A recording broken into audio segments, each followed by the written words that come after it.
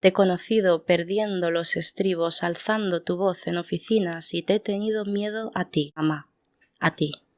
No sabía que me estabas protegiendo, que me protegías de un futuro en el que a mí me llamarían salvaje por no permitirles humillarme. Lo siento por cada vez que me sentí avergonzada de que alzaras tanto la voz. No sabía que sus maneras civilizadas de disfrazar el abuso se construían y reforzaban tu silencio. Buenas tardes a todas, todos. Bienvenidos a Amor a Libros. El 26 de abril de 2018 publiqué el primer episodio de Ni de aquí ni de allí desde mi habitación de au pair en Alemania.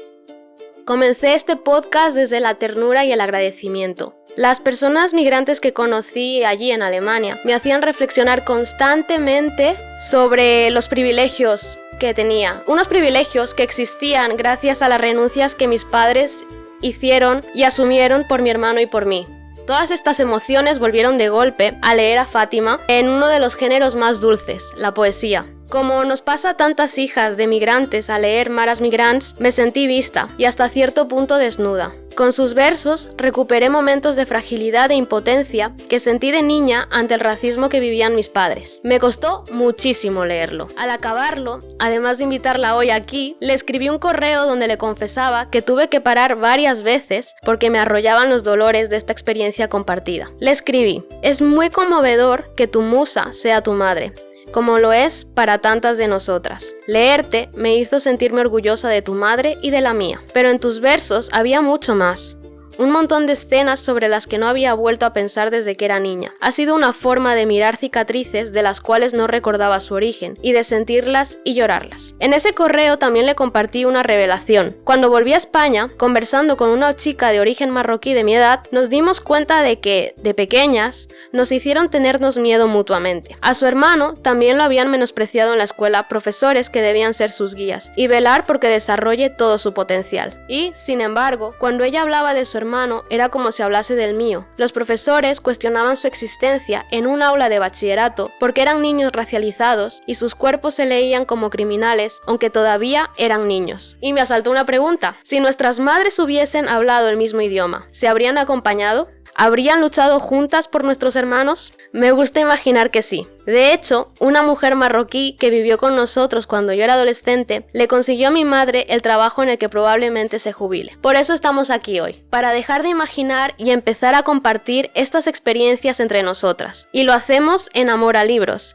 fundada por Anita y Vanessa, dos mujeres brasileñas que han creado la primera librería dedicada a la literatura escrita por mujeres en Barcelona. Antes de empezar, quiero darles las gracias por abrirnos el espacio, las puertas y por crear un lugar como este donde conversaciones como esta tienen cabida. También quiero darles las gracias a mis padres. Nunca será suficiente todo lo que diga o haga para agradecerles que su historia le haya dado a la mía la posibilidad de tantos comienzos con privilegios que en su día fueron sueños. A mi hermano por inspirarme, apoyarme y ser mi mejor crítico y también mi mejor amigo. A Meritxell, mi cuñada, por las consultorías gratuitas. Y a Jordi, mi pareja, por el apoyo emocional y las sugerencias técnicas. A Ramón Clemente, que hoy está aquí apoyándonos con la iluminación y el equipo audiovisual. A Helen, que ha comenzado a ayudarme con el proyecto y hoy se encarga de gestionar el sorteo. Y a todas vosotras por estar aquí esta tarde. Algunas venís de lejos, otras lleváis años escuchando el podcast, otras lo acabáis de descubrir. Todas sois bienvenidas.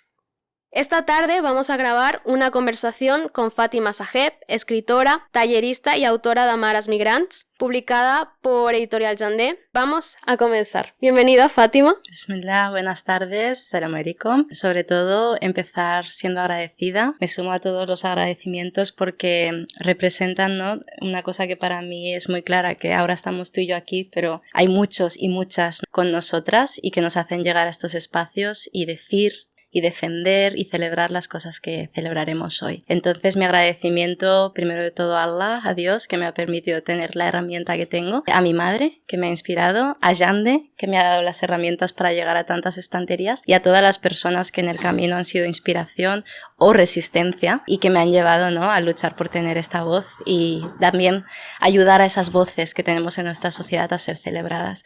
Y a ti, querida, porque ese mail que me enviaste y ese momento en el que decías qué habría sido de nuestra crianza, ¿no?, de nuestra infancia, de nuestra inocencia y del bienestar de nuestras madres, si se hubieran acompañado de estas otras que tenían tanto en común, ¿no? Cuando leí esa frase de tu email me vinieron imágenes de parques infantiles en los que en el centro siempre se anima a esos niños diversos, ¿no? Y les dices, ves y conoce a los demás y aprende de ellos, pero en los bordes, ¿no? En los bancos se separan las madres por nacionalidad, ¿no? O por origen, ¿no? O vete a saber por qué barrera mental, ¿no? Pero ves que hay una pérdida de oportunidad entre esas madres adultas que tienen más herramientas que esos niños quizá para entenderse, pero también tienen más miedos y estereotipos. Y es un mundo imaginable, por tanto es un mundo posible y para eso estamos, ¿no? Para hablar de esos mundos posibles.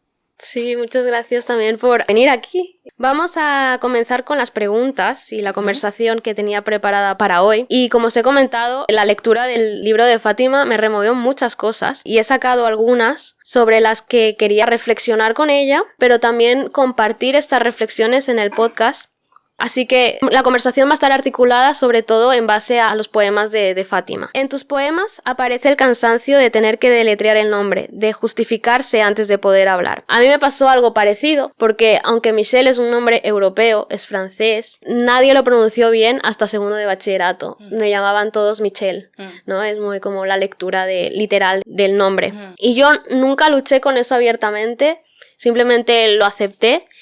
Y cuando ya me hice mayor y vi que sí era posible que lo pronuncien bien, intenté reafirmar que lo pronuncien como mi madre me llamó. Entonces quería abrir con esto porque muchas veces en espacios feministas se sigue poniendo en el centro la necesidad de tener una habitación propia para poder escribir, para poder crear, pero no se tiene en cuenta muchos otros factores que tenemos en común las personas que tenemos raíces en el sur global o que tenemos historias migratorias con un origen en el sur y que muchas de nosotras no tenemos garantizado algo como que se escriba bien nuestro nombre correctamente o que se pronuncie correctamente nuestro nombre. Por eso quiero comenzar por el nombre, el tuyo y el de tu madre. ¿Qué historia hay detrás? ¿Tiene algún significado especial Fátima para tu madre? De hecho, mi nombre no es solo Fátima, mi nombre es Fátima Zahra. He amputado una parte desde pequeña, porque Fátima era conocido internacionalmente, Zahra costaba mucho y no necesitaréis mucha imaginación para... Se escribe Zora. Por tanto, imaginar las bromas que se podían dar en el colegio si intentaba que el Fátima Zora se utilizara. Son estrategias que tenemos sin saber que es una estrategia y todas son válidas. La del niño que se rebota y te exige que pronuncies bien su nombre demuestra mucha fuerza, pero los niños se cansan a veces, ¿no? Y se evitan momentos incómodos y a veces amputan partes de ellos para ser tragados o asimilados más fácilmente. Pero creo que todo es válido porque la vida no es lineal y hay momentos en los que te reencuentras. A mí me llegó en la edad adulta con el nombre como símbolo de tantas otras cosas. En mi vida personal sí que utilizo todo mi nombre, que de hecho es Fatima Zohra Bruein Saheb, con los dos apellidos, ¿no? Como escritora sí que he decidido utilizar el apellido de mi madre, no como una amputación en este caso, sino todo lo contrario, un orgullo de la persona que ha asumido los mayores cuidados para hacerme llegar hasta aquí. Pero sí que es muy interesante porque el nombre es una parte de tu dignidad, ¿no? Es una parte de tu identidad y a veces el ver que hasta eso cuesta, ¿no? Te da como unas lecturas de que tu propia existencia en el espacio cuesta, ¿no? Y también yo tengo una creencia que esta es muy personal, que los nombres de alguna manera representan algo muy potente sobre la persona, ¿no? Que son escogidos por otros. Yo he encontrado muchísimas coincidencias, no sé si os habéis fijado, pero a veces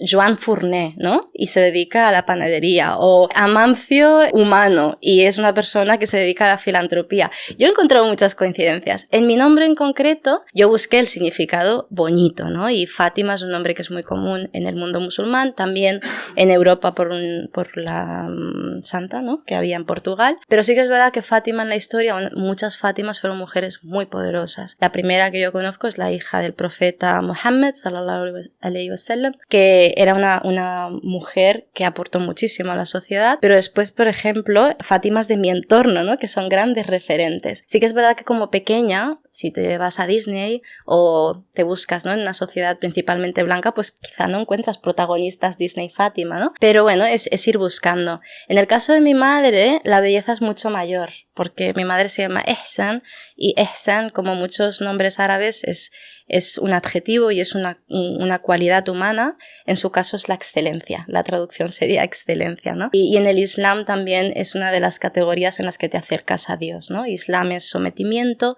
Imán iman es fe y ihsan es como esa conexión máxima. Y me parecen cosas tan poderosas, ¿no? Que al final lo que representa es que somos personas complejas en este planeta, con muchísimo que aportar, con historias, con muchas capas, ¿no? Poliédricas. Y lo que me da lástima y me daba lástima de pequeña es que se intentara reducir todo eso a un titular, ¿no? O a un estereotipo. Y sobre todo que las personas se acercaran las unas a las otras sin preguntas, ya con el juicio hecho, ¿no? Las vecinas de mi madre, quizá preguntarle el significado del nombre no las hubiera hecho más curiosas, pero quizás sí, ¿no? Y hubieran aprendido algo, un guiño sobre lo que ihsan puede ser. Igual que te digo el nombre, te digo cómo se te pregunta la historia, ¿no? Que llevas en tu mochila, cómo se te preguntan tus objetivos y sueños, o no se te pregunta, ¿no? Muchas gracias por compartir esto. En algunas entrevistas he visto que todavía te encuentras con momentos, como mencionaba en la primera pregunta, de alguna manera no tan delicados en la forma de preguntarnos, hacernos estas preguntas, digamos. En varios de tus versos y en un poema en concreto hablas de que tenemos la piel más gruesa, que al final el hecho de ser hijas de migrantes nos expone a muchas situaciones que hace que la piel se nos endurezca y que no es fácil de sostener. Entonces, como hemos vivido este tipo de situaciones en lugares que se suponen seguros, que a veces creo que duele más allí porque no te lo esperas o se supone bajas bastante la guardia. ¿Cómo transitaste el darte cuenta tener la piel gruesa no debería haber sido necesaria, que estar siempre alerta no debería ser normal? Os lo voy a explicar después de leeros una parte de un poema. Sé que no estaba en el guión, pero perfecto. Yo me salgo mucho de los guiones. No, porque vais a entender mucho más porque esta imagen, ¿no? de unas infancias que pierden la inocencia muy pronto, pero también tienen unas herramientas, ¿no? para enfrentarse al mundo como adultas que son admirables. La lástima es el coste que a veces ha tenido a nivel emocional. Este es un texto en prosa poética, es el poema más largo, digamos, del libro, porque es el que tiene por título el nombre de mi madre, se titula ihsan, antes que madres inmigrantes. Os voy a leer un fragmento en el que se explica esto muy bien. Y dice: niña migrante es menos niña. Niña migrante crece con la piel más gruesa, más dura, curtida a base de microrracismos que nos pillan siempre desprevenidas en supuestos, pero casi nunca, espacios seguros, hasta que aprendemos a estar siempre alerta, empachadas de odio ajeno y aún así queriéndonos comer el mundo. Abrazo a abrazo, sonrisa a sonrisa, poema a poema, desde la revolución o la calma, rompiendo sistemas que rompen infancias hasta que decimos basta.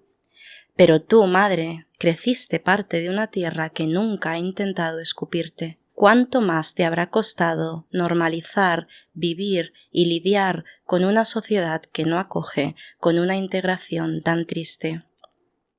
Te he conocido aguantando comentarios condescendientes, tratos hostiles en las administraciones, recibiendo racismo por parte de quienes se supone asumen roles de cuidadores, por parte incluso de tu doctora de cabecera. Tú sabes lo que es salir con más dolor y no menos de una sala de urgencias. ¿Cuántos niños migrantes hemos llenado de lágrimas pasillos de hospitales por la impotencia de ver a nuestros padres y madres ser tratados como menos que iguales? Te he conocido, leona, cuando el sistema opresivo nos quería arrastrar por el suelo. Te he conocido perdiendo los estribos, alzando tu voz en oficinas y te he tenido miedo a ti, mamá, a ti. No sabía que me estabas protegiendo, que me protegías de un futuro en el que a mí me llamarían salvaje por no permitirles humillarme. Lo siento por cada vez que me sentí avergonzada de que alzaras tanto la voz. No sabía que sus maneras civilizadas de disfrazar el abuso se construían y reforzaban en tu silencio. Entonces aquí dibujo una de esas, ¿no? O muchas de esas escenas en las que se nos va haciendo una piel más gruesa, porque vemos humillaciones, vemos cómo nuestras madres tienen fuerza cuando se rebelan, pero también cuando callan, cuando a veces dejan que algunas situaciones pasen porque no quieren que sean aún más traumáticas para los niños o porque no tienen las herramientas para un sistema que es muy poderoso y son conscientes estas madres. Quería celebrar todo eso teniendo en cuenta que debemos evitarlo a las generaciones futuras, pero celebrarlo porque de ahí sale algunas de las fortalezas que nos permiten ahora enfrentar entrevistas o espacios administrativos como hijas que acompañan aún a estas madres, teniendo las herramientas para calmarlas y decirles, no hace falta que grites, ¿no? Hay una cosa que se llama hoja de reclamación. O no hace falta que te pongas nerviosa, esta doctora te va a atender sí o sí, ¿no? O a nosotras, el no tener que ponernos nerviosas, no estoy criminalizando a nuestras madres, porque la rabia es un instrumento cuando te arrebatan todos los otros. Pero el poder tener esos otros, ¿no? Y calmarlas y calmarnos y responder a esas personas sin confirmar lo que ellos quieren ver. Una escena de una persona, ¿no? Que les confirma que no tiene esa educación superior. Pero lo que te digo, hay que señalar muchas cosas. Lo civilizado o lo calmado cuando viene con violencia a veces es lo más salvaje, ¿no? Entonces, ¿cómo lo hago?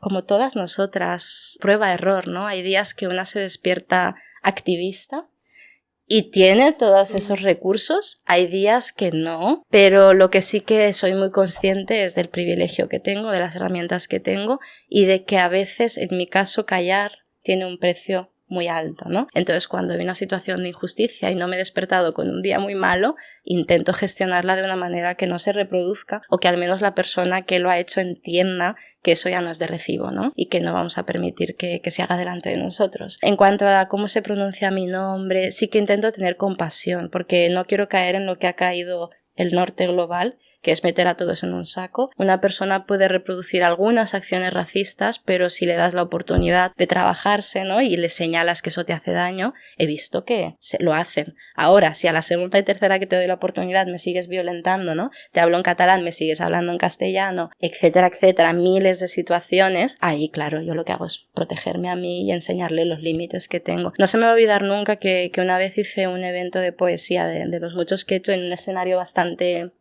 de la élite, ¿vale? Catalana, y aún estaba empezando un poco y me dijeron al bajar unas señoras catalanas, debes de estar muy contenta de compartir escenario entre nombres tan grandes de la literatura catalana. Ese tipo de comentarios no son inocentes, porque primero te están diciendo eres una cuota, no tienes talento. Segundo, están intentando que te cueste más subir al siguiente escenario, porque piensas que no encajas. Pero me resbaló el comentario, lo recuerdo, porque doler duele, pero no tuvo las consecuencias que podría haber tenido si me lo hubiera dicho con 16 años en el instituto, ¿no? Entonces, son trayectorias. Yo lo que deseaba con este libro es que los hijos de la migración celebraran todo eso que se ha conseguido y que no tuvieran miedo a volar, aunque la incomodidad va a seguir presente, ¿no? Hasta que normalicemos nuestra existencia con dignidad y celebración y que acompañen a sus madres, a sus padres, ¿no? Porque si a nosotros ya nos hacen recibir todos esos golpes, a los cuerpos que no se han integrado y asimilado tanto como nosotros, aún más frecuente y aún más cruda es la violencia. Entonces yo le digo a mi madre, cualquier cosa que necesites, cédelo, ¿no? A mí en lo máximo que yo pueda asumir porque tengo las herramientas gracias, ¿no? A que me has preparado. Me encanta. Y me ha encantado también que incluyas el recital ya en la conversación. ¿Perdón? No, porque no... creo que no, nada habla más fuerte que tus propios versos. O sea, en mi caso sí.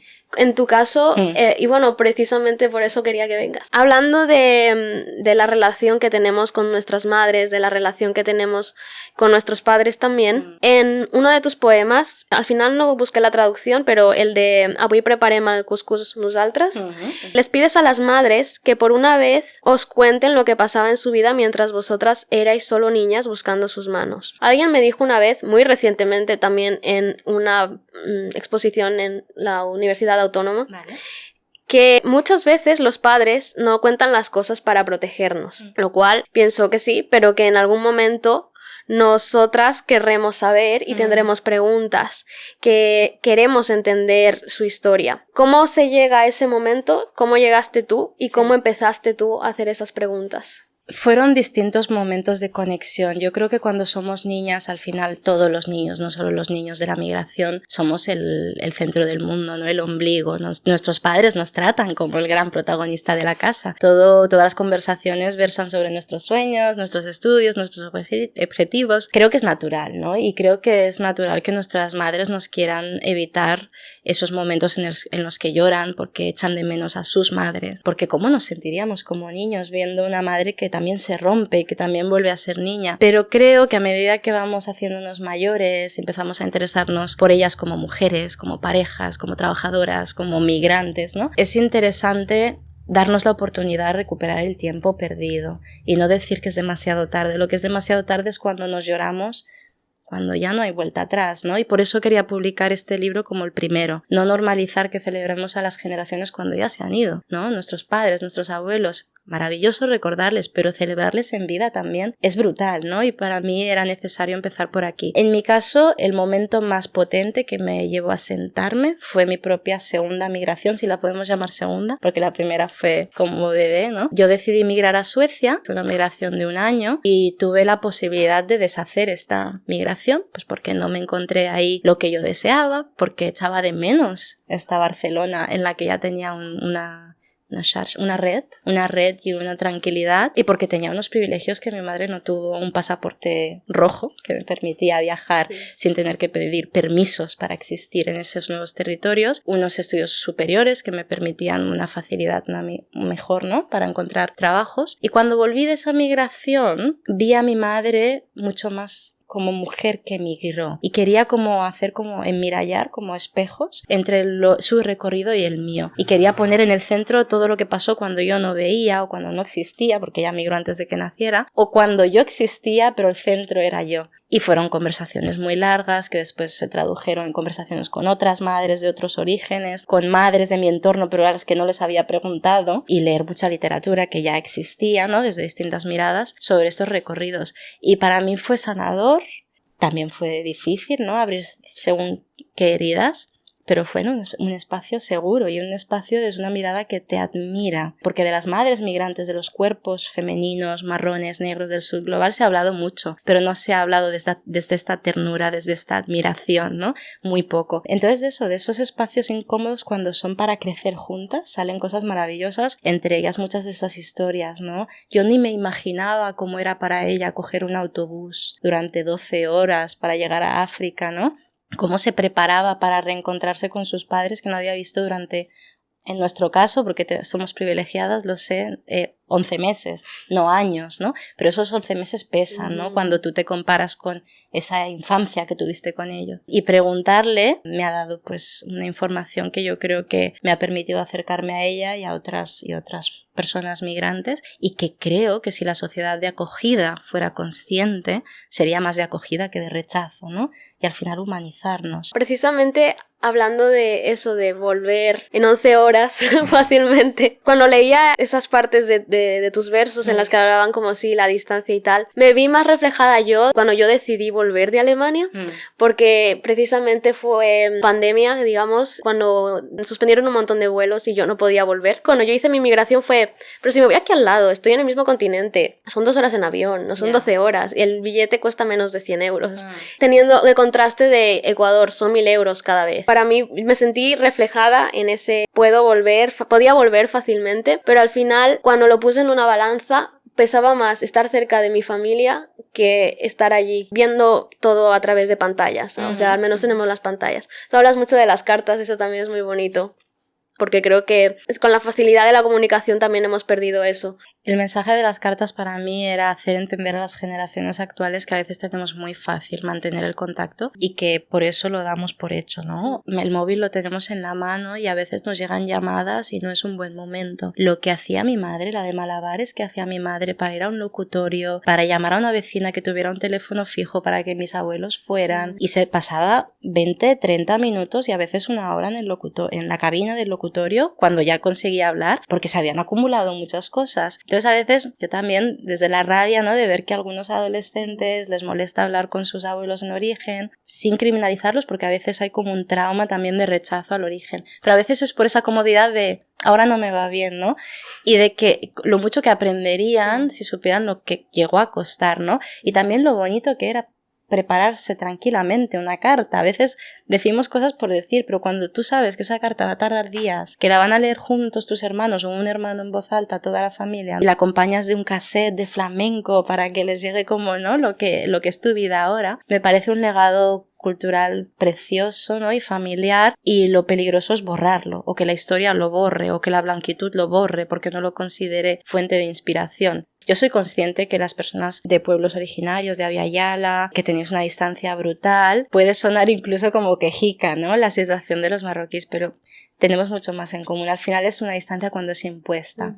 Impuesta por la situación económica, impuesta porque ya has hecho una vida, ¿no? Impuesta porque has hecho un sacrificio, impuesta porque el sistema capitalista no te permite llorar tus pérdidas, porque eres una limpiadora del hogar y no tienes derecho a cogerte unos días por si muere mi madre. Porque ese es el por si. A veces viajas hasta Marruecos porque quizá, ¿no? Y el haberse evitado viajar porque quizá no, y que después haya muerto y no hayas estado en ese último momento, pues quiero señalar, ¿no? Las estructuras que deshumanizan a estas personas y que al final, aunque estuvieras a 2 horas, es el no poder tener la decisión de hacer esas curas, esos cuidados, porque el sistema, ¿no?, te ha puesto en una situación donde no te lo puedes permitir. Pero entiendo que los malabares mentales serán mucho más brutales, ¿no?, cuando no es cada verano esa vuelta a casa, ¿no? Sí, a ver, también la literatura te permite experimentar vivencias que no vives tú. O sea, como puedes vivir muchas vidas leyendo un montón de libros, ¿no? Para mí fue, wow, esa podría haber sido una de las posibilidades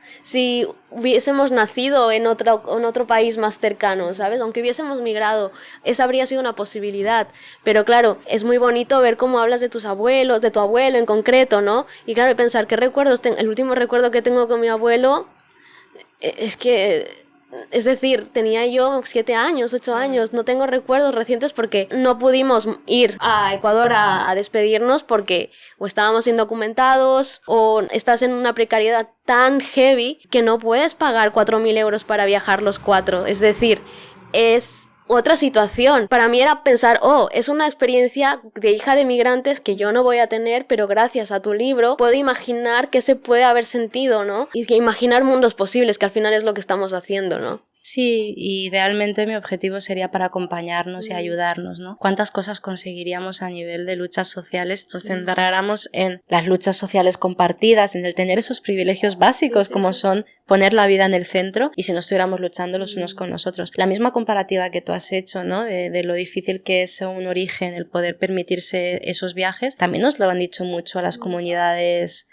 africanas o musulmanas, de que la migración de lo que se llama o se conoce como, ¿no?, Latinoamérica es mejor que la nuestra porque culturalmente sois más cercanos a los españoles y se nos intenta inferiorizar, ¿no? Ellos por lo menos hablan español, ellos tienen un vínculo con o ellos cuando se integran mejor que vosotros. Para mí eso es un arma muy peligrosa, ¿no? Intentar separarnos aún más guetos, y yo creo que lo que tenemos que hacer es lo contrario. Este momento que tuviste de empatizar entre las dos madres, lo que tendrían en común, y leernos y entendernos y encontrar esos puntos los que podemos luchar juntas, ¿no?, para una mayor alegría. Sí, precisamente por eso, o sea, tenemos el tema de que estábamos indocumentados y no podíamos hacer ese viaje, pero es que el tema de la documentación también lo tenéis los marroquíes y la nacionalidad no es tan accesible para vosotros, o sea, nosotros tenemos 2 años. Hay distintos convenios. Y sabes, sí, es decir, tenemos la lucha común de, sí, papeles para todas, pero sabemos que hay diferencias y que hay privilegios, pero no porque a nosotras nos la den antes, no vamos a luchar para que vosotras, ¿sabes? Quiero decir, entiendo el punto, pero también creo que las narrativas estas que nos intentan dividir todo el rato, porque precisamente estamos aquí por eso, porque en el correo que le envié a Fátima, la conversación que tuve con esta chica marroquí, teníamos la misma edad, ahora ya sé que no hay esas narrativas en el aire, pero yo que soy de los 90, yo crecí teniéndoles miedo porque practicaban el Islam, y esto era básicamente el punto divisorio, practican una religión rara, pero ellas crecieron con el miedo de los Latin Kings. A la salida de la escuela están los mozos por vuestra culpa, o sea, nos criminalizan a nosotros también porque son cuerpos también criminalizados. Digamos que nosotras, en esa época nuestros adolescentes, yo como adolescente, éramos quienes atraíamos a la autoridad policial por las bandas latinas que habían en esa época. Entonces nos teníamos miedo mutuamente, pero al final cuando nos pusimos a hablar de lo que le hicieron a mi hermano, lo que le hicieron a su hermano, era exactamente lo mismo y estábamos divididas por cuestiones que nos afectaban. Tenemos que navegar estas cosas constantemente. Y además, ¿quién define, ¿no?, esos estereotipos? Normalmente son voces blancas, eurocentradas, que reducen una religión tan compleja y tan, ¿no?, extendida en el mundo a unos casos que sí que se tienen que señalar, pero que no lo puedes aplicar al individuo, ¿no? Y después también vinculan pues el relato del latino, ¿no? ¿Qué nos hubiera pasado si en el currículum escolar de esos niños, niñas, hubieran leído autoras, ¿no?, de estos orígenes que describen a sus comunidades con muchos más matices, muchas más capas, ¿no? Hubieran leído autoras musulmanas con velo, sin velo, que expresan cómo viven la espiritualidad. Hubieran leído a personas que han estado en pandillas y que no, y que humanicen las distintas realidades, ¿no? Y eso no pasa. Y eso es lo que yo promuevo cuando voy a institutos y doy charlas, porque dicen, cuando sean adultos viajarán y aprenderán a ser menos racistas. Vale, si viajan con una mentalidad de aprender, quizá, pero antes, como niños, niñas, si tú les estás dando un currículum masticado, en el que ya les enseñas cómo tienen que ver las otras realidades, no estás ayudando, ¿no?, a evitar los estereotipos. Y esto es tan fácil como enriquecer el currículum de los libros que se leen. Mi madre me llevó al colegio de monjas, siendo una mujer musulmana, porque ella escogió el colegio por la calidad educativa, ¿no? Pero en ese colegio me leían las batallas de moros y cristianos, y el lenguaje es que ya te decía quién era el negativo, el malo, toda la historia, ¿no? Y cuando yo como adulta he vuelto a estudiar lo que fue la conquista, la convivencia y la llamada reconquista, ¿no?, desde otras voces protagonistas, wow, qué diferencia, ¿no? Al mismo tiempo a mí me han salvado muchas autoras. Hay una autora que se llama Chimamanda Ngozi, que os la recomiendo muchísimo, y ella en una TED Talk hablaba del peligro de la historia única. Y el peligro de la historia única es cualquier relato que siempre es descrito por la misma voz, ¿no? Y esto pasa mucho con la migración. La migración es descrita por voces en medios de comunicación, pero siempre desde este relato de el problema migratorio, ¿no? Te ponen ahí toda una serie de gráficos y números que problematizan y que no buscan soluciones y que no humanizan historias. Incluso la muerte en el Mediterráneo, que es algo que todos tendríamos que parar, cualquier país, por parar eso. Igual que el genocidio en Gaza, cuando es solo una voz la que lo describe, es una voz que se distancia de esa humanidad, ¿no? Es horrible el resultado. Entonces, creo que un proyecto como Yanne, ¿no?, y tantos otros proyectos que deben de haber en el mundo, que son proyectos comprometidos, ¿no?, con darle voz a los que no llegan normalmente a las estanterías o a los medios de comunicación, son importantes, ¿no?, y tendrían que llegar a los niños, a los adultos y a toda la sociedad. Voy a rebobinar un poco, sí, para hablar de uno de tus poemas, porque usas mucho esta metáfora de reflejarnos en los espejos, ¿no? Hay uno de ellos titulado Somos espejos de vuestra luz, y en este poema dices que todo lo que brillamos es su luz, que nuestras victorias nacieron en sus victorias invisibles.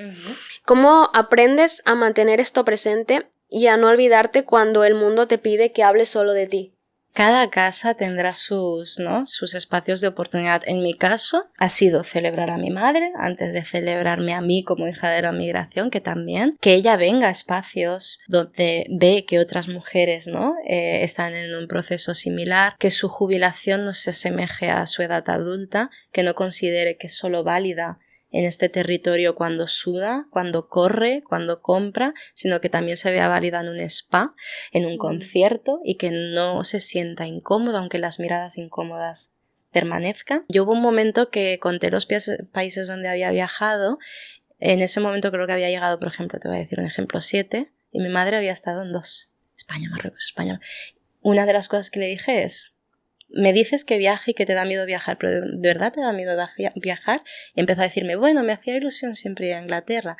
Llevarla, acompañarla, ¿no?, con las herramientas que yo tengo, que ella sola quizá no haría ese primer viaje, y que ella acumule ahora 5, ¿no? Yo sigo acumulando ahora, creo que son 12 o 13, pero me he permitido, ¿no?, no pensar solo en mí, gracias a esa empatía y esa conversación. Yo creo que eso también es revolucionario. Que cuando vayamos a un evento y nuestras madres nos digan, porque es más institucional, yo no voy, que te voy a avergonzar, ¿no? La graduación, muchas madres migrantes les dicen a sus hijas que no irían a la graduación porque las avergonzarían, ¿no?, si van con el velo, o en mi caso hago lo contrario, ¿no? En los eventos institucionales que yo he hecho en el Ayuntamiento de Barcelona con la antigua alcaldesa y el alcalde, mi madre estaba en la primera fila. Entonces, yo creo que acompañarlas en sus sueños y que nos puedan acompañar en los nuestros, ¿no?, con orgullo, es una de las miles de maneras, ¿no?, tener esas conversaciones, enorgullecerse del legado también de nuestros abuelos, preguntarles por ellos. Has hablado antes de Abdulkader, mi abuelo, que es la figura masculina más relevante que he tenido en mi vida, que en paz descanse, porque es un hombre que no migró nunca, y es el que más me enseñó y me habló de convivencia. Un hombre que decidió no dejar África cuando le ofrecieron Inglaterra, décadas antes de que mi madre emigrara, porque él decía que tenía Europa en África, algo muy válido, ¿no? Pero este hombre que estaba en Marruecos tuvo que convivir con personas judías, con personas españolas durante el llamado protectorado, ¿no? Entonces él me decía cómo él, como vecino marroquí, convivía, ¿no?, con personas cristianas. Y me hablaba de las iglesias en Marruecos, la paz que se vivía, ¿no? Y el tener un hombre que no ha migrado nunca y que es el que me estaba preparando como a creer en la convivencia, me parece brutal y mágico, ¿no? Y él es uno de los motivos por los que ahora mi interés también es hablar sobre los cuerpos masculinos, marrones y negros, también porque tengo un primo en edad, bueno, en el instituto, que he visto como cuando estaba en primaria era el niño Ryan, que es súper inocente, pero ahora que es adolescente ya empiezan a criminalizar. Es que es eso, es que es tenerle miedo en los transportes públicos, decirle que va con pandillas que no le conviene porque es una pandilla de cuerpos marrones y negros, ¿no? Y ya se piensan que no hablan de cosas inocentes de adolescentes. Entonces me interesa mucho también explorar eso. Wow, yo tengo mucho carrete y casete, todo. O sea, yo me alargo mucho, así que córtame. No pasa nada. O sea, las preguntas que yo tenía preparadas ya las he hecho, así que creo que incluso podríamos abrir preguntas para el público. Por favor, sí. Me gustaría escuchar eso, es que estoy acostumbrada más a hacer diálogo que monólogo y ahora ha sido como un diálogo que extendemos hacia vosotros. Sí. Si tenéis preguntas, intervenciones. Me gustaría escucharos cualquier cosa que os haya provocado, no sé, una sensación, una duda, o que hayáis podido también, ¿no?, enmirallar, o sea, comparar con experiencias cercanas. Después os iréis a casa y diréis, ay, tendría que haberle preguntado. Venga, empiezo yo. Bien. Estabas comentando que si cambiáramos el currículum escolar y pudiéramos leer a más autoras, más autores de otros orígenes, podríamos entender mejor las experiencias y eso nos haría ponernos en otras situaciones, ¿no? Creo que eso no ocurre porque al final una frontera está políticamente para proteger una cultura, para crear un nacionalismo y crear diferencias entre todos, ¿no? Esa diferencia es la que hace que tú te sientas mejor o diferente, y una vez se pierde, supongo que políticamente, los políticos pierden poder, la política pierde poder. Entonces, la pregunta es, ¿conocéis algún país que haya cambiado esto para que cambie la perspectiva de sus ciudadanos?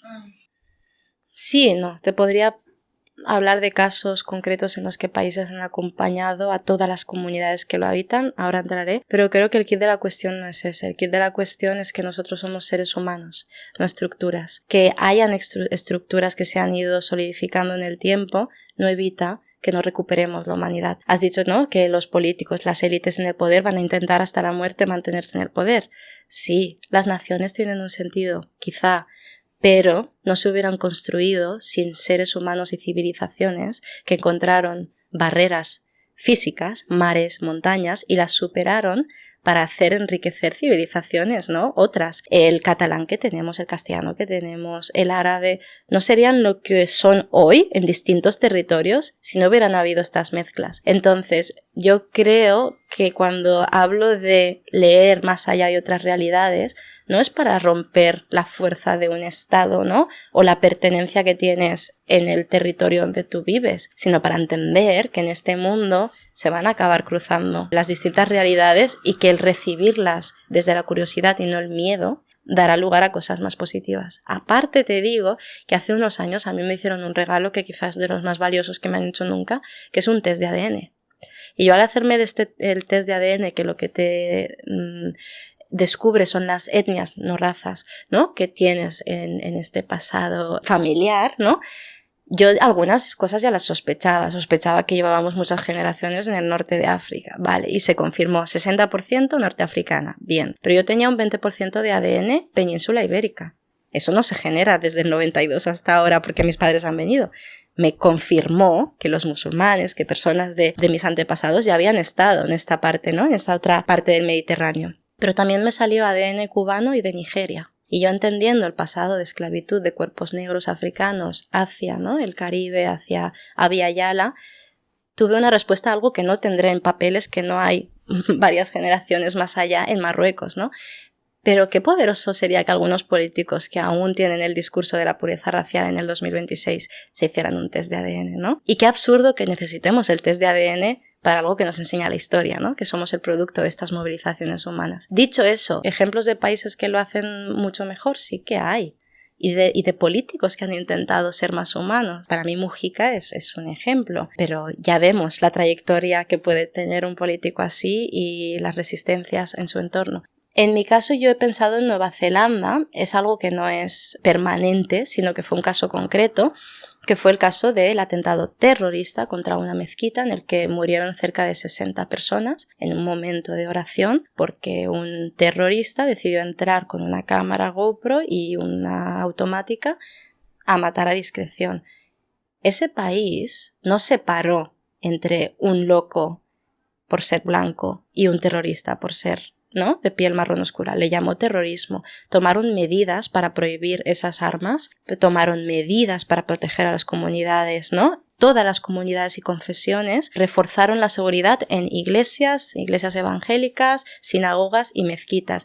Lo trataron como una crisis nacional, ¿no? Y por ser musulmanes o de otros orígenes migrantes no se rebajó. Y la propia presidenta, teniendo su propia vida personal, igual que cuando vas a una comunidad, ¿no?, te intentas informar, ella fue a los ritos de duelo, ¿no?, de las personas musulmanas, pues con una sensibilidad, se había trabajado, ¿no?, antes de ir allí, y eso generó en las pantallas un acercamiento de algo, de una estructura política que yo estuve leyendo y generó muchísimas redes comunitarias de apoyo. Pues eso es un ejemplo para mí que me gustaría tener en el país donde he crecido, en España, y que aún cuesta muchísimo porque hemos tenido ataques en Torre Pacheco, tenemos pintadas en mezquitas cada mes. Yo estuve en una mezquita que ponía moro que reza machete a la cabeza y eso no se está, ¿no?, tratando desde la humanidad, sino desde estas miradas políticas de fronteras y de su problema, no el nuestro. Pero igualmente no hay una solución, no hay una fórmula fácil, pero yo creo que el tratarnos con humanidad y tener esas luchas compartidas porque la dignidad sea más extendida, ¿no?, a todos los seres humanos es un buen comienzo. Pero muy buena pregunta, gracias. ¿Alguien más se anima? Adelante. Bueno, puede ser una pregunta también para... ¿Te puedo pedir tu nombre? El tuyo ya lo conozco. Mi nombre es Joana. Igual no hacía sentido el tema de los nombres, sí, porque es un nombre poco conocido. Yo soy de Ecuador y también en Ecuador incluso como a veces no es tan conocido. Pero respecto como al tema de las representaciones en educación, yo estoy aquí estudiando un máster porque he tenido ciertos privilegios. Mis padres han hecho de una u otra forma los derechos para que yo pueda estar aquí. Sí.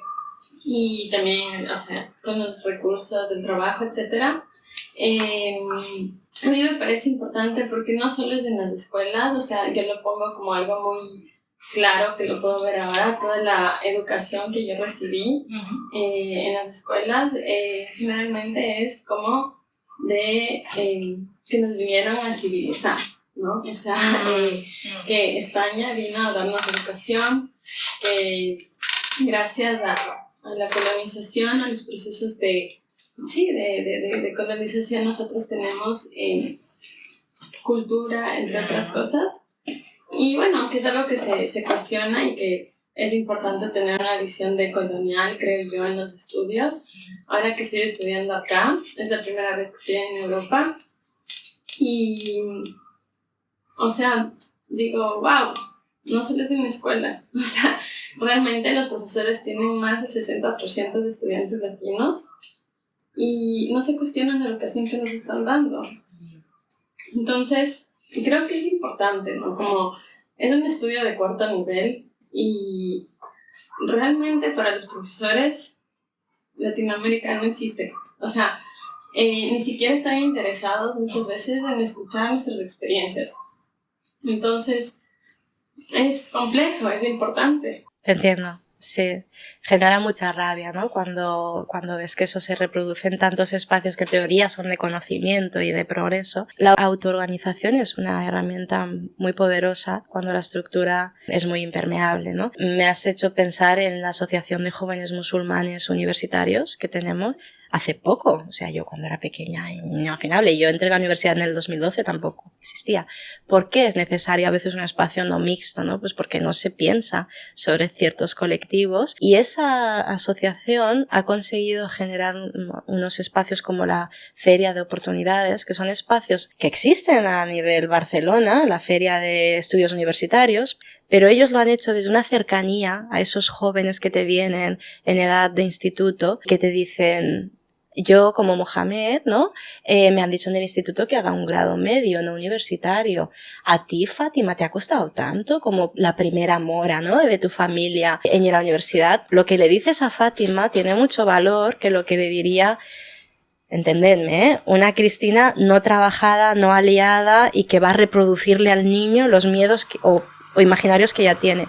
Y eso ha salido de la autoorganización, ¿no? De ver muchos casos de primeras generaciones en la universidad que sufren más de la cuenta, que salen, ¿no? Que les llaman abandono escolar o universitario, que yo lo considero expulsión, ¿no? Del sistema.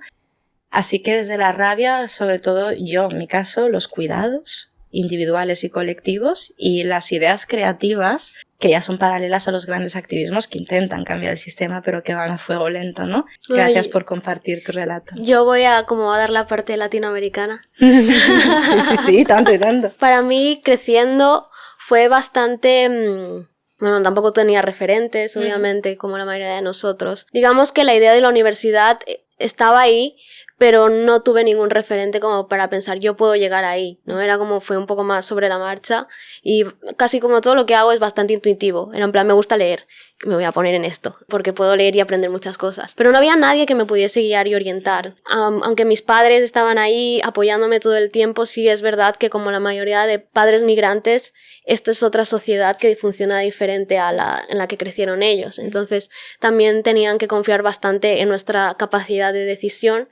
Y luego la parte de ser la hija mayor, que eso es otro tema, de hija mayor de migrantes, acabas abriendo, supongo que también como hija única acabas gestionándolo porque tú creces ya en esa sociedad, se supone que sabes mejor cómo funciona. Pero cuando llegué a la universidad, y a veces hablando también con hijos de migrantes, nos cuesta bastante relacionarnos con latinoamericanos que migran y llegan a la universidad, porque muchos de ellos y muchas de ellas sí vienen con privilegios y muchos no se cuestionan, o sea, que has dicho de colonial, muchos vienen a perpetuarlo, ¿sabes? Entonces, para mí era bastante conflictivo porque aquí... Claro que hay clases sociales, por supuesto, no voy a negarlo, pero no están tan marcadas. Entonces, los espacios de educación que yo frecuenté, por las decisiones que fui tomando, me llevaron a estar bastante cerca de la burguesía catalana, pero nunca sentí... O sea, yo obviamente me sentí como el punto marrón en todos los sitios, pero es una sensación mía.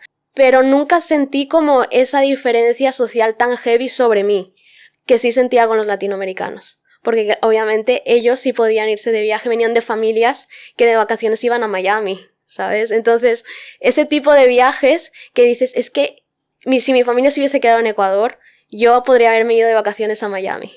Porque las clases sociales allí están muy marcadas. Estoy generalizando mucho, pero es la experiencia que tuve yo y que todavía cuando hablo con personas me sigo encontrando. Estas personas latinoamericanas que llegan de estas clases sociales, que la mayoría pueden irse de vacaciones fuera del país, y traen ese mismo modelo colonial clasista sobre nosotras de nuevo, ¿no? Entonces, también otros casos es que tú no eres 100% ecuatoriana, 100% latina, y eso me ha pasado sobre todo aquí en España. La migración que yo tuve en Alemania, los migrantes allí, y eso es una cosa que me gusta decir mucho porque yo siento que el lenguaje te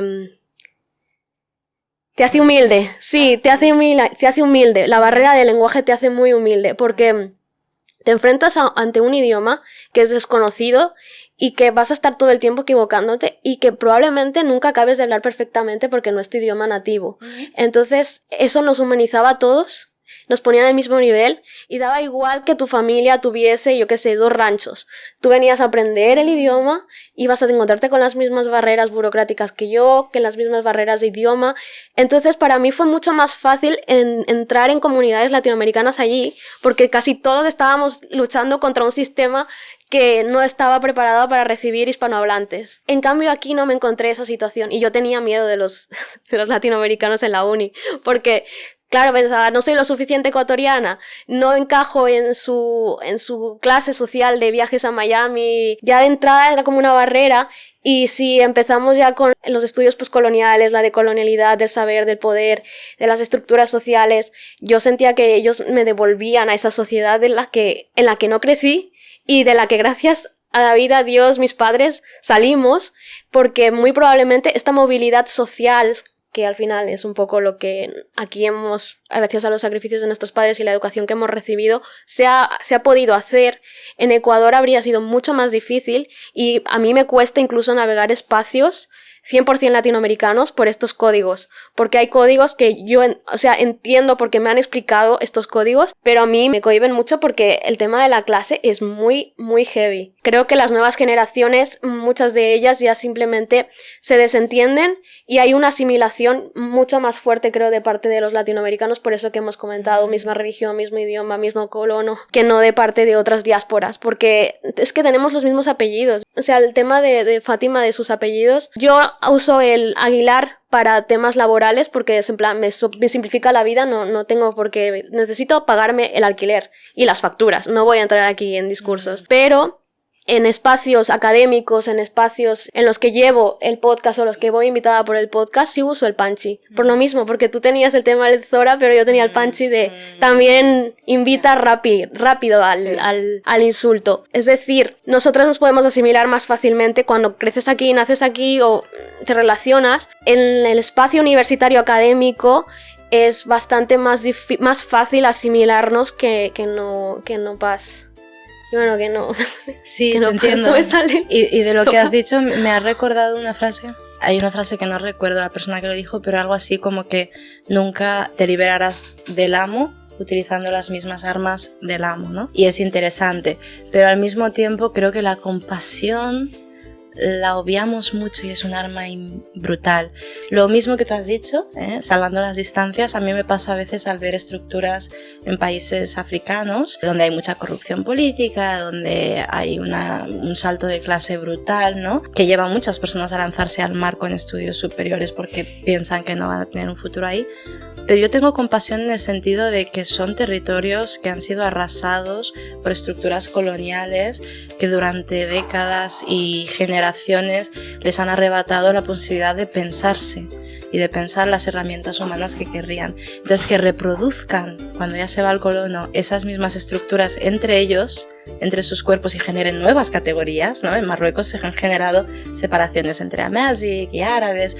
Y se ha generado, ¿no? Porque a veces este legado de separar y dividir, si no lo cuestionas y si durante generaciones no se ha cuestionado y pensado y sentido, hay países donde las personas no se sienten el cuerpo, no se sienten los sueños porque van en automático. Entonces tener compasión entre lo que ellos ven y llegan y hablarnos desde el interés y desde el acompañarnos, porque si no estamos reproduciendo lo que se quiere. Es muy interesante que os podáis escuchar, que nos podamos escuchar. Este ha sido el episodio 64 de Ni de aquí ni de allí, grabado en directo desde Amor a Libros por el 8º aniversario del podcast.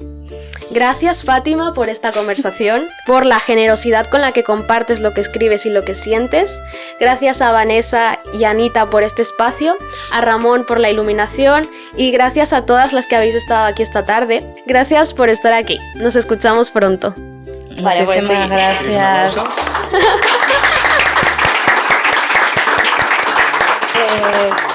Michelle, ha sido un espacio maravilloso, muchísimas gracias. Este episodio cierra una etapa, una temporada. Me tomo un descanso de verano para recargar, para escuchar y para volver con más. Mientras tanto, si quieres saber qué pasa entre temporadas y entre episodios, suscríbete a nuestra newsletter en nideaquinideallí.com/newsletter. Encontrarás el enlace también en las notas del episodio.